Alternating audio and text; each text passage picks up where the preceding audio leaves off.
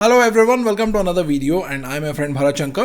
तो रिसेंटली एक ऐसा पर्टिकुलर सेक्टर है जहां पर बड़े इन्वेस्टर्स और स्पेशली ये जो इंस्टीट्यूशंस है उनकी खरीदारी बहुत ज्यादा हो रही है और इस सेक्टर में first leg of growth already कुछ डेवलपमेंट्स की वजह से आ चुका है, लेकिन अभी मैक्रो लेवल पे कुछ ऐसे डेवलपमेंट्स भी हो रहे जो इस पर्टिकुलर सेक्टर में सेकंड लेग ऑफ ग्रोथ को ला सकता है। तो आज की वीडियो में हम इसी पर्टिकुलर सेक्टर के बारे में एक बहुत ही डिटेल्ड डिस्कशन करेंगे और साथ ही साथ इस पर्टिकुलर सेक्टर में जो बड़े इन्वेस्टर्स है, जो इंस्टीट्यूशंस है, जो वो खरीदारी कर रहे हैं, वो खरीदारी वो कहां पर कर रहे हैं और इस सेक्टर के वो कौन से स्टॉक्स थे जो इंस्टीट्यूशंस के रेडार में थे और अभी इंस्टीट्यूशंस के पोर्टफोलियो में भी है, उसके बारे में भी एक बहुत ही डिटेल्ड डिस्कशन करेंगे। एंड ऑल्सो अपकमिंग सेक्टर्स को कैसे एनालाइज करना है, स्टॉक्स को कैसे एनालाइज करना है और जो इन्वेस्टिंग के जो कोर बेसिक्स है, अगर इन सारी चीजों को अगर आप फ्री में सीखना चाहते हैं तो उसके लिए आप हमारे फ्री बूट कैंप ज्वाइन कर सकते हैं, जहां पर हम शॉर्ट टर्म इन्वेस्टिंग और स्विंग ट्रेडिंग के कुछ पावरफुल ट्रेड सेटअप्स को सीखेंगे, मल्टी बैगर इन्वेस्टिंग के कोर प्रिंसिपल्स और सेक्टर रोटेशन में अपॉर्चुनिटीज कैसे ढूंढना है, सुपर ट्रेंड्स के जरिए हाई पोटेंशियल अपॉर्चुनिटीज को कैसे आइडेंटिफाई करना है या स्पॉट करना है और इन्वेस्टर्स और ट्रेडर्स एआई का इस्तेमाल कैसे कर सकते हैं, ऐसे तमाम चीजों के बारे में हम उस फ्री बूट कैंप में सीखने वाले हैं। तो इस बूट कैंप का रजिस्ट्रेशन लिंक आपको नीचे वीडियो के डिस्क्रिप्शन में और पिन कमेंट में मिल जाएगा, आप जाके रजिस्टर कर सकते हो। और हाँ, ये इस साल का आखिरी बूट कैंप होगा और मे बी फ्री में सीखने का ये आखिरी मौका होगा और हम सिर्फ 1000 रजिस्ट्रेशन ही लेते हैं, तो इसलिए आप वीडियो के डिस्क्रिप्शन पिन कमेंट में जा सकते हैं और फटाफट अपना स्लॉट बुक कर सकते हैं। तो अभी जिस सेक्टर के बारे में हम बात करने वाले हैं, जहां पर यह बोला जा रहा है कि कुछ मैक्रो डेवलपमेंट की वजह से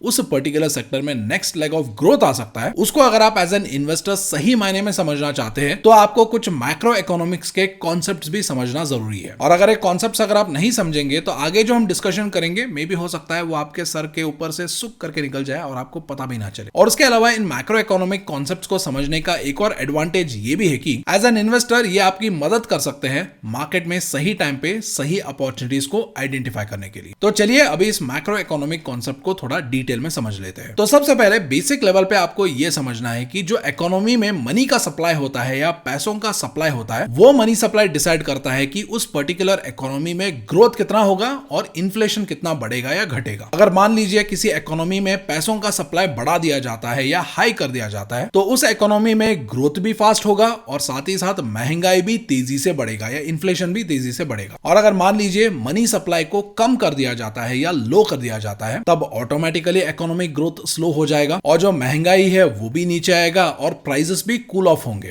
तो अभी एक सवाल आता है कि ये जो पैसों का सप्लाई है इसको कंट्रोल कौन करता है? इसको कंट्रोल करता है उस पर्टिकुलर देश के सेंट्रल बैंक, और हमारे देश का सेंट्रल बैंक है आरबीआई या रिजर्व बैंक ऑफ इंडिया। तो आरबीआई क्या करता है, जब इकोनॉमी में ग्रोथ लाना है तो वो हमारे इकोनॉमी में पैसों का सप्लाई बढ़ा देता है और जब ग्रोथ के साथ साथ महंगाई भी बढ़ने लगता है तो महंगाई को कूल ऑफ करने के लिए, महंगाई को कम करने के लिए वो क्या करता है, वो हमारे इकोनॉमी से पैसा बाहर निकालता है और पैसों का सप्लाई कम कर देता है, जिसकी वजह से ग्रोथ भी कम होता है एंड मोस्ट इंपॉर्टेंटली जो मेन पॉइंट था महंगाई कम करने का, वो ऑब्जेक्टिव भी अचीव हो जाता है। और ऐसे ही बैलेंस्ड तरीके से आरबीआई क्या करता है, हमारे इकोनॉमी में कभी पैसा बढ़ाता है और कभी पैसा कम करता है बेस्ड ऑन इन्फ्लेशन कितना बढ़ रहा है और ग्रोथ कितना हो रहा है, और यह साइकिल्स में चलता रहता है। और आरबीआई के पास हमारे इकोनॉमी में पैसों का सप्लाई बढ़ाने के लिए और पैसों का सप्लाई कम करने के लिए आरबीआई 3 मेजर टूल्स का इस्तेमाल करता है। पहला है ओपन मार्केट ऑपरेशंस, जिसको ओएमओ भी बोलते हैं, जहां पर आरबीआई क्या करता है, वो गवर्नमेंट बॉन्ड्स की बाइंग और सेलिंग करता है। अगर मान लीजिए आरबीआई को हमारे इकोनॉमी में ग्रोथ लाना है, जिसके लिए अगर वो इकोनॉमी में पैसों का सप्लाई इंक्रीज करना चाहते हैं या पैसों का सप्लाई बढ़ाना चाहते हैं, तो इसके लिए आरबीआई क्या करता है, वो बैंक्स के पास जाता है और बोलता है कि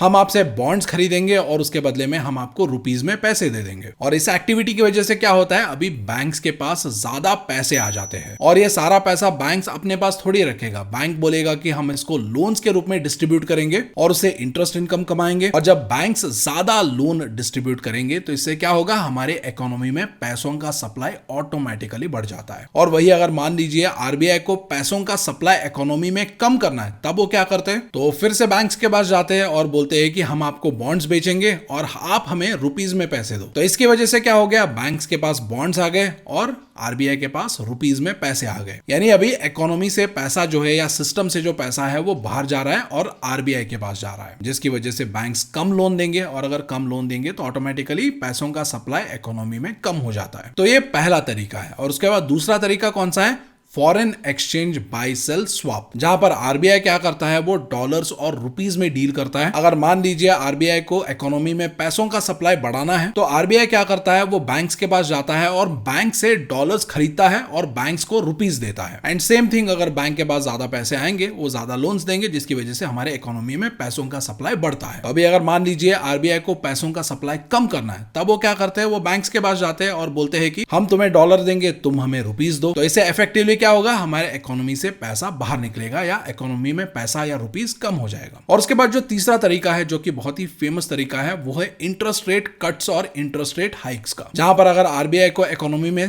पैसों का सप्लाई बढ़ाना है, तो आरबीआई क्या करता है, वो इंटरेस्ट रेट को कट कर देता है, जिसकी वजह से लोन लेना सस्ता हो जाता है और जो कंपनीज है और जो लोग है वो ज्यादा लोन लेंगे, स्पेंडिंग बढ़ेगा तो इकोनॉमी में पैसा भी बढ़ेगा। और उसी तरीके से अगर इकोनॉमी में पैसों का सप्लाई कम करना है, तब आरबीआई क्या करता है, वो इंटरेस्ट रेट को बढ़ा देता है, जिसकी वजह से क्या होगा, लोन लेना महंगा हो जाएगा, बिजनेसेस और लोग कम लोन लेंगे, कम बोरोइंग होगा और कम स्पेंडिंग होगा, जो ऑटोमेटिकली हमारे इकोनॉमी में पैसों का सप्लाई कम कर देता है। सो वन लाइन समरी में अगर हम देखें, तो अगर इकोनॉमी में ज्यादा पैसा है तो ग्रोथ भी जल्दी जल्दी होगा, इन्फ्लेशन भी जल्दी जल्दी बढ़ेगा। अगर इकोनॉमी में कम पैसा है तो इकोनॉमिक ग्रोथ स्लो होगा और इन्फ्लेशन भी कम होगा। और आरबीआई ये पैसों का सप्लाई कैसे कंट्रोल करता है, उसके लिए आरबीआई 3 मेजर तरीके यूज करता है। पहला है ओएमओ, दूसरा है फॉरेन स्वैप्स और तीसरा है इंटरेस्ट रेट्स। तो अभी ये बेसिक समझने के बाद आते हैं मुद्दे पे और बात करते हैं उस पर्टिकुलर डेवलपमेंट के बारे में, जिसकी वजह से अभी जो हम सेक्टर के बारे में बात करने वाले, वहां पर बोला जाता है कि नेक्स्ट लेग ऑफ ग्रोथ आ सकता है। तो recently reserve bank of India ने एक बहुत बड़ा अनाउंसमेंट किया है और उस अनाउंसमेंट में उन्होंने ये बताया कि वो एक फ्रेश राउंड में हमारा जो इकोनॉमी है वहां पर पैसों का सप्लाई बढ़ाने वाले हैं। अगर ऑफिशियल भाषा में बात किया जाए तो RBI has announced fresh round of liquidity measures. और आरबीआई ये पैसा 2 तरीके से इंट्रोड्यूस करने वाला है, जहां पर पहला तरीका है ओपन मार्केट ऑपरेशंस या ओएमओस और दूसरा है foreign exchange buy sell swap, जिसको हमने कुछ टाइम पहले ही बहुत डिटेल में समझा है। और इन दोनों मेजर्स के जरिए आरबीआई अबाउट 3 ट्रिलियन रुपीस जो है वो बैंकिंग सिस्टम को देने वाला है, यानी करीब करीब 3 लाख करोड़ रुपए, जिसमें 2 ट्रिलियन जो है वो आरबीआई ओएमओस के जरिए इंट्रोड्यूस करेगा, जहां पर ये 4 ट्रेंचेस में होगा। हर एक ट्रेंच का साइज अबाउट 50,000 करोड़ के आसपास है। इसमें पहला ट्रेंच इंट्रोड्यूस किया जाएगा दिसंबर 29 को, दूसरा जनवरी 5 को, तीसरा जनवरी 12 और चौथा जनवरी 22 को इंट्रोड्यूस किया जाएगा। And in addition to that, यानी इसके साथ साथ आरबीआई जो है वो एक 3 year USD INR buy sell swap को भी अंडरटेक करने वाला है, जो होगा जनवरी 13 को और इसका वैल्यू होगा about $10 billion. End of course ये चीजें तो आने वाले टाइम में होने वाले, जिसके जरिए आरबीआई हमारे इकोनॉमी में और भी ज्यादा पैसे इंट्रोड्यूस करेगा। लेकिन सो फार दिसंबर में अगर आप देखेंगे तो आरबीआई ने ऑलरेडी अबाउट $1.45 ट्रिलियन ऑलरेडी हमारे इकोनॉमी में इंट्रोड्यूस किया है through OMOs and forex buy sell swaps. और साथ ही साथ फर्स्ट हाफ ऑफ द जो कैलेंडर ईयर है उसमें आरबीआई ने अबाउट 9.5 ट्रिलियन रुपीस जो है वो हमारे बैंकिंग सिस्टम में इंजेक्ट किया था। तो आरबीआई के इन सारे मेजर्स की वजह से क्या हो रहा है, हमारे इकोनॉमी में पैसों का सप्लाई बढ़ रहा है, जिसकी वजह से आने वाले टाइम में एंटिसिपेट किया जा रहा है कि हमारा जो इकोनॉमिक ग्रोथ है वो बढ़ना चाहिए। और आरबीआई एग्रेसिवली हमारे इकोनॉमी में पैसों का सप्लाई बढ़ाने के पीछे एक स्पेसिफिक रीजन भी है, और वो रीजन ये है कि अभी हमारा जो इन्फ्लेशन है या महंगाई का जो लेवल है वो ऑफिशियल डेटा के अकॉर्डिंग, यानी सरकारी डेटा के अकॉर्डिंग बहुत ही लोअर लेवल पे है। और जनरली किसी भी इकोनॉमी में जब इन्फ्लेशन कम हो जाता है, महंगाई कम होने लगता है, तब आरबीआई के पास स्कोप बढ़ जाता है कि वो इंटरेस्ट रेट को कट करके इकोनॉमी में पैसों का सप्लाई बढ़ा दे, और साथ ही साथ ओएमओ और फॉरेन एक्सचेंज स्वैप के जरिए भी वो हमारे बैंकिंग सिस्टम में कैपिटल इन्फ्यूज करते हैं और उसके जरिए इकोनॉमिक ग्रोथ को लाने की कोशिश करते हैं। और यहां पर आप देख सकते हो ये इंडिया का इंटरेस्ट रेट का डेटा है, जहां पर आप एक फेज में आप देख सकते हो आरबीआई इंटरेस्ट रेट को हर स्टेज पे बढ़ा रहा था, हर क्वार्टर में बढ़ा रहा था। जहां पर एक टाइम पे इंटरेस्ट रेट जो 4% के आसपास थे उसको आरबीआई ने इंक्रीज करके कर दिया था 6.5%। और ये जो फेज है जहां पर आरबीआई इंटरेस्ट रेट को बहुत एग्रेसिवली बढ़ा रहा था, उस फेज में अगर आपको याद होगा तो महंगाई भी बहुत बहुत तेजी से बढ़ रहा था। और इसी महंगाई को कंट्रोल करने के लिए आरबीआई ने क्या किया, उन्होंने इंटरेस्ट रेट को इंक्रीज किया, जिसकी वजह से पैसों का सप्लाई इकोनॉमी में धीरे धीरे कम होने लगा। और जब इकोनॉमिक ग्रोथ हमारे स्टॉक मार्केट में प्रोपोगेट हुआ तो आपको याद होगा 2024 के बाद से हमारा जो स्टॉक मार्केट का जो एग्रेसिव परफॉर्मेंस था वो भी थोड़ा स्लो डाउन हो गया था। तो ये जो जोन है यहां पर आप देख सकते हो, मिड ऑफ 2024 आते ही हमारा जो मार्केट है वो काइंड ऑफ लाइक एक कंसोलिडेशन जोन में चला गया। अभी ऑफ कोर्स मार्केट फिर से अपने ऑल टाइम हाई के आसपास आ गया है। लेकिन बीच में अगर आप देखेंगे, क्योंकि आरबीआई ने इंटरेस्ट रेट बढ़ाया था जिसकी वजह से इकोनॉमिक ग्रोथ स्लो हो रहा था, उसकी वजह से मार्केट से पैसा भी बाहर जा रहा था and market was experiencing a long consolidation zone. तो अभी यहां पर अगर हम देखेंगे तो आरबीआई अभी फिर से इंटरेस्ट रेट को रिड्यूस कर रहा है। 6.5% से इंटरेस्ट रेट को अभी रिड्यूस करके आरबीआई ने 5.25% कर दिया है। और स्टॉक मार्केट और इंटरेस्ट रेट ग्रोथ के बीच में हमें एक सिंपल कोरिलेशन ये समझना है कि अभी अगर इंटरेस्ट रेट कम हो रहा है तो इसकी वजह से आने वाले टाइम में इकोनॉमिक ग्रोथ भी आना चाहिए, और अगर इकोनॉमिक ग्रोथ आएगा तो अर्निंग्स बढ़ेंगे, और अर्निंग्स बढ़ेंगे तो स्टॉक का प्राइस बढ़ेगा, स्टॉक का प्राइस बढ़ेगा तो पूरा मार्केट ऊपर जाना चाहिए। एंड ऑफ कोर्स ये सारी चीजें 2 महीने, 3 महीने, 1 हफ्ते, 1 दिन, 6 महीने में मैनिफेस्ट होने वाली चीजें नहीं है। और यहां पर मैंने आपको पहले भी दिखाया था, यहां पर जब आरबीआई का जो इंटरेस्ट रेट हाइक साइकिल है जब वो पीक पे पहुंच गया था तब था फरवरी 2023।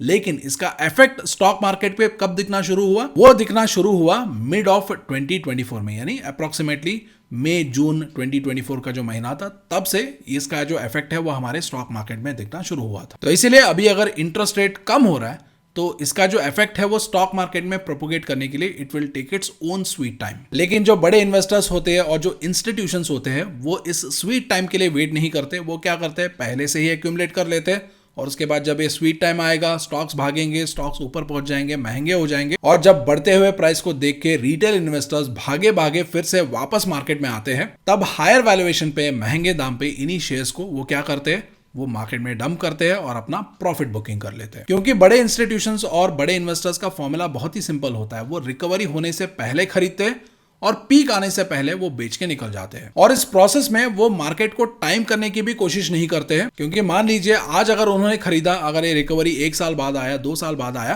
तो उनका जो बिगेस्ट वेपन है पेशेंस, उसके साथ वो आराम से वेट करते, बढ़ने देते प्राइस, और उसके बाद आराम से बेच के आराम से निकल जाते हैं। और इसी रीजन की वजह से ये जो मैक्रो इकोनॉमिक्स ट्रैक करके मार्केट में पोजीशन लेना और मार्केट से एग्जिट करने का जो खेल है, वहां पर पेशेंस की बहुत जरूरत होती है। क्योंकि मार्केट कभी कभी आपको 3 महीने भी टेस्ट करेगा, 6 महीने भी टेस्ट करेगा, 1 साल भी टेस्ट कर सकता है, हो सकता है मार्केट आपको 2 साल भी टेस्ट करे। और अगर मान लो अगर आपके पास पेशेंस नहीं है तो आज आप सस्ते बेचोगे और फिर से आने वाले टाइम में महंगे खरीदोगे। एंड ऑल्सो ऐसे क्वालिटी कंटेंट के बदले अगर आप मुझे और मेरी टीम को अप्रिशिएट करना चाहते हैं तो वीडियो के ऊपर जो लाइक बटन है उसे प्रेस करके आप वीडियो को लाइक कर सकते हैं, और कॉमेंट्स में एक सिंपल थैंक यू लिख के भी आप हमें और भी ज्यादा एनकरेज कर सकते हैं। और साथ ही साथ हमारे आने वाले वीडियोस आपसे मिस ना हो इसके लिए आप चैनल को सब्सक्राइब कर सकते हैं और बेल नोटिफिकेशन को भी प्रेस कर सकते हैं। तो अभी इसके बाद बात करते हैं उस पर्टिकुलर सेक्टर के बारे में जो आरबीआई के इन इनिशिएटिव्स का सबसे बड़ा बेनिफैक्टर या सबसे पहला बेनिफैक्टर हो सकता है, और वो सेक्टर है बैंकिंग सेक्टर। क्योंकि आरबीआई का पैसा सबसे पहले बैंक्स के पास ही आएगा और वो लोन्स के रूप में ही हमारे इकोनॉमी में डिस्ट्रीब्यूट होगा। तो इसलिए सबसे पहले इसका फायदा जो है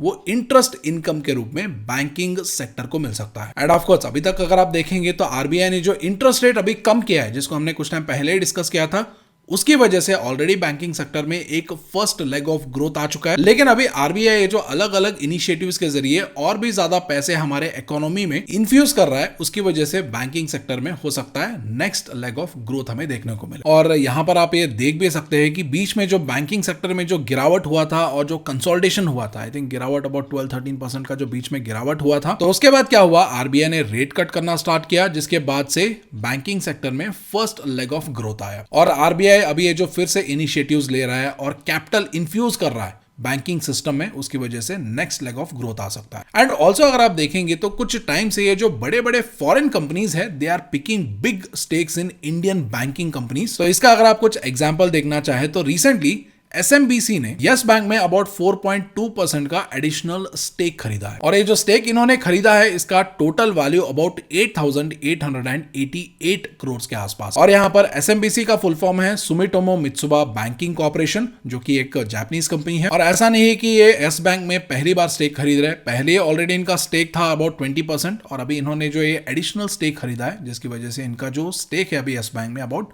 24.22% हो गया। एंड प्रेजेंटली अगर आप यस बैंक के कुछ डिटेल्स देखेंगे तो इसका जो प्राइस टू बुक वैल्यू है वो अबाउट 1.38 के आसपास है। और यहाँ पर कुछ लोग सोच रहे होंगे कि हम पी रेशो क्यों नहीं देख रहे, हम यहाँ पर प्राइस टू बुक वैल्यू क्यों देख रहे हैं, क्योंकि जनरली जब आप फाइनेंशियल कंपनीज और बैंकिंग कंपनीज को एनालाइज करते हो तो वहां पर पी रेशो से ज्यादा ये जो प्राइस टू बुक वैल्यू होता है ये ज्यादा रेलेवेंट होता है। एंड ऑल्सो यस बैंक में जो प्रॉब्लम्स हुए थे उसके बाद जो रीस्ट्रक्चरिंग हुआ उसके बाद आप देख सकते हैं प्रॉफिट्स में भी यहाँ पर यस बैंक अभी कंसिस्टेंटली परफॉर्म कर रहा है। और अभी ट्रेलिंग 12 मंथ्स में कंपनी का profits, net profits about 2837 crore के आसपास है। एंड ऑल्सो अभी ये जो एसएमबीसी ने यस बैंक में स्टेक खरीदा है, अभी यस बैंक भी इस पार्टनरशिप को लेवरेज करना चाहता है, जहां पर यस बैंक ने बताया है कि वो एसएमबीसी का ये जो ग्लोबल नेटवर्क है उसको लेवरेज करेंगे to enhance its corporate banking, treasury services and cross border banking capabilities. और वो पर्टिकुलरली सपोर्ट करना चाहते हैं ट्रेड और इन्वेस्टमेंट फ्लोज जो जापान और इंडिया के बीच में होता है। तो अभी एसएमबीसी यस बैंक में मेजॉरिटी स्टेक होल्डर बनने की वजह से यस बैंक के बिजनेस को भी यहाँ पर थोड़ा बहुत फायदा मिल सकता है। और एडिशनली यहाँ पर यह भी बताया जाता है कि 4 डोमेस्टिक रेटिंग एजेंसीज ने यस बैंक को AA- का रेटिंग असाइन किया है,